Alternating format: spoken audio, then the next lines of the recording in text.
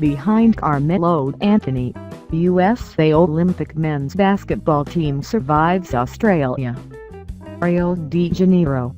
Carmelo Anthony didn't just become Team USA's all-time leading scorer in the Olympics on Wednesday at Youth Arena.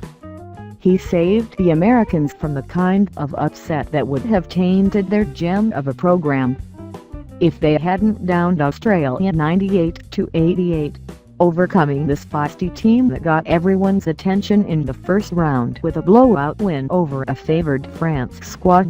The sterling shine would have been off.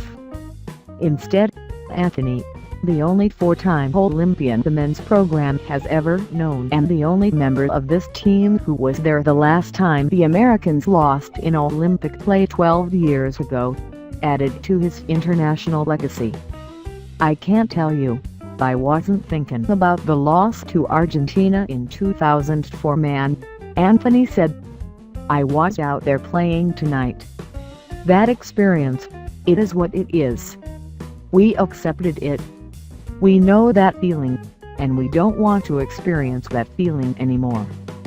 Being in those types of games, and taking advantage of different possessions, and understanding the difference of the game, time and score, and making plays.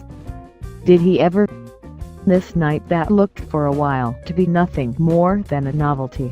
The New York Knicks star passing LeBron James is the all-time American leading scorer in American Olympics history en route to an expected win, eventually became one of Anthony's most memorable performances in any jersey. Anthony, who finished with a game-high 31 points on 11 of 21 shooting, hit 3 three-pointers in a little more than 2 minutes midway through the fourth quarter to put the Americans up 83-76 with 5:32 remaining. The Cleveland Cavaliers' Kyrie Irving took over from there, with no shot bigger than his three-pointer from the right wing with 1:35 left that put the Americans up 93-86. Irving, who is from Australia and even considered playing for their national team in his earlier years, finished with 19 points and 5 assists.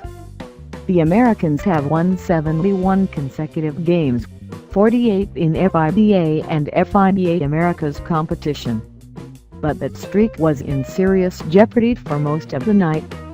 Since Jerry Colangelo overhauled the national program in 2006, Team USA has gone a remarkable 83-1. The lone loss, the one that Anthony talks about so often as the only remaining member of that squad, was the game against Greece in the 2006 World Championships in Japan that led to their bronze medal finish. It all flashed before Colangelo's eyes during those tense moments down the stretch, when he sat next to Team USA CEO Jim Tully and laid out the compelling fork in the road. "I had confidence that we were either going to make a run or hit a few shots and turn it. And that's what happened," Colangelo said. "I told Jim, I said, I'll give you the storyline. There's only two possible storylines tonight. One is that the streak is over. The second one is they're not invincible. Because we had a close game. I would rather think that we needed a challenge. We needed something like this. Not for a wake-up call, just to prepare us for what lies ahead." The Australians, who boast 5 NBA players, 4 of whom have won NBA titles and could still play their way into a rematch against the Americans in the gold medal game, were led by San Antonio Spurs point guard Patty Mills' 30 points, including 6 three-pointers, and Milwaukee Bucks point guard Matthew Dellavedova 11 points and 11 assists.